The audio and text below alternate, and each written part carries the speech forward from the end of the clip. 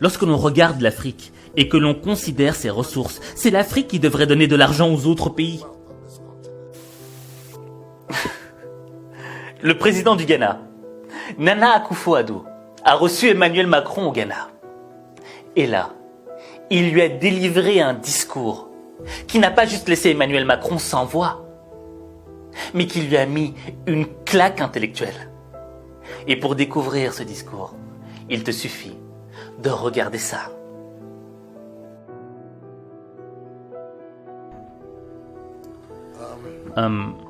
J'espère que le commentaire que je m'apprête à faire au sujet de ce problème ne va offenser personne dans cette salle.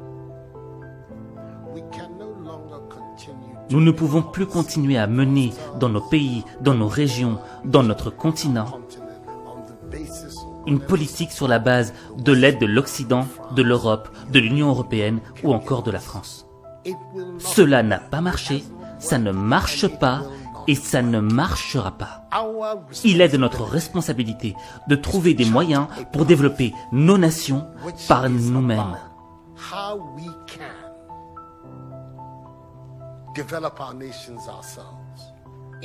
Ce n'est pas juste qu'un pays comme le Ghana, 60 ans après son indépendance, continue à définir son budget de l'éducation et de la santé sur la base des financements provenant du contribuable européen. Au stade où nous sommes, nous devrions être capables de financer nous-mêmes nos besoins de base. Nous allons considérer les 60 années à venir comme une période de transition, à l'issue de laquelle nous pourrons voler de nos propres ailes. Notre objectif n'est plus de compter sur ce que le contribuable français pourra nous donner. Nous accepterons cependant tout apport que le contribuable français pourra nous apporter à travers son gouvernement. Nous n'allons évidemment pas tourner le dos à tout apport de l'autre. Cependant, malgré tout ce que le continent a subi, le continent africain reste celui qui détient plus de 30% de toutes les ressources naturelles les plus importantes du monde. C'est le continent qui a de vastes terres fertiles et la plus grande population jeune. Ce qui constitue une énergie et un dynamisme dont ce continent a besoin. Regardez ces jeunes qui font preuve d'ingéniosité pour traverser le Sahara et la Méditerranée.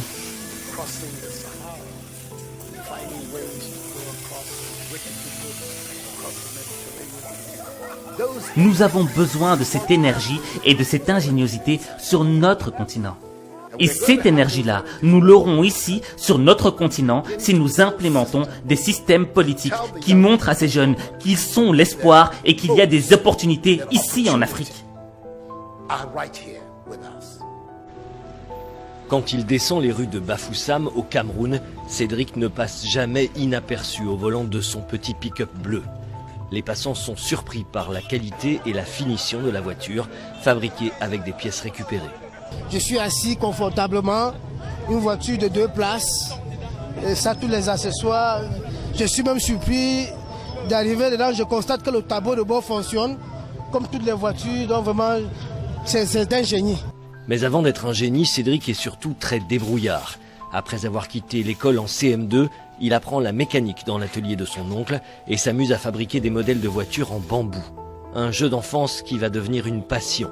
Cédric a investi 3 800 € dans cette création. Les phénomènes de migration ne sont pas nouveaux. C'est aussi vieux que l'humanité. Et cela s'explique par le fait que les gens quittent leur chez eux parce que leur pays ne leur donne aucun espoir.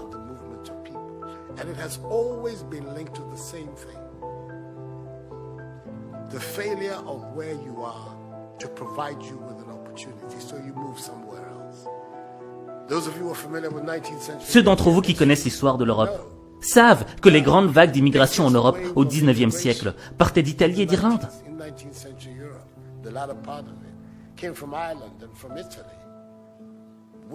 Des vagues et des vagues d'Italiens et d'Irlandais ont migré aux USA à la recherche du rêve américain.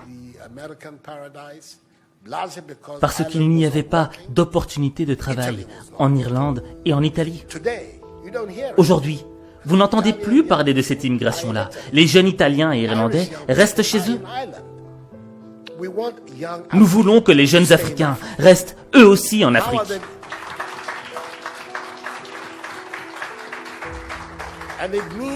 Pour cela, nous devons refuser cet état d'esprit d'assister. Cet état d'esprit qui consiste à demander ce que la France fera pour nous. La France peut faire ce qu'elle veut de son propre gré. Et si cela coïncide avec nos intérêts, tant mieux, comme on dit en français. Mais notre principale responsabilité en tant que leader et en tant que citoyen, c'est de développer nos propres pays, de mettre sur pied des systèmes de gouvernance qui nous permettront d'avoir des leaders responsables de leurs actes et qui utilisent les moyens mis à leur disposition pour le bien du peuple et non pas pour leur propre intérêt. Notre préoccupation devrait consister à nous demander ce que nous devons faire pour éviter que l'Afrique ne continue à mendier de l'aide et à demander de l'aumône dans ce 21e siècle.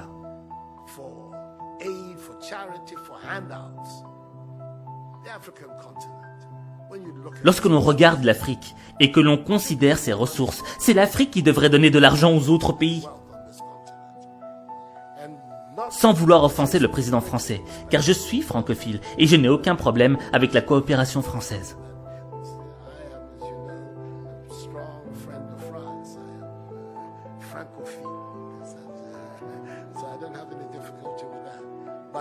Mais notre défi majeur, notre part de responsabilité, devrait être de créer les conditions nécessaires afin que nos jeunes cessent de braver tous ces dangers pour aller en Europe. Ils n'y vont pas parce qu'ils le veulent, mais parce qu'ils pensent qu'il n'y a pas d'opportunité dans nos propres pays. Ces conditions, nous pouvons les créer si nous changeons cette mentalité de personnes qui dépendent des autres. Et si nous parvenons à nous débarrasser de cela, de cette mentalité d'assister, nous verrons que dans une décennie, l'Afrique émergera et on aura une nouvelle génération d'Africains. Et à ce moment, les indépendances dont on a parlé pendant la période dite de l'indépendance deviendront réelles et effectives. J'espère qu'en disant cela, je n'offense personne dans l'assistance. Ceci est ce à quoi je crois fermement. C'est pourquoi le slogan de mon mandat est « Nous voulons construire le Ghana sans recours aux aides ». Un Ghana qui est indépendant, un Ghana qui se suffit, un Ghana qui vole de ses propres ailes. Nous pouvons le faire si nous avons le bon état d'esprit. Monsieur le Président, voilà la contribution que je veux apporter.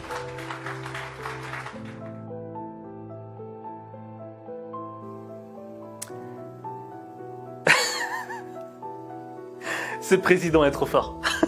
Ce président du Ghana est trop fort. Parce qu'il est là, il délivre un discours et après il dit « Hey, j'espère que j'ai blessé personne, hein, ok? Ouais, cool, hein.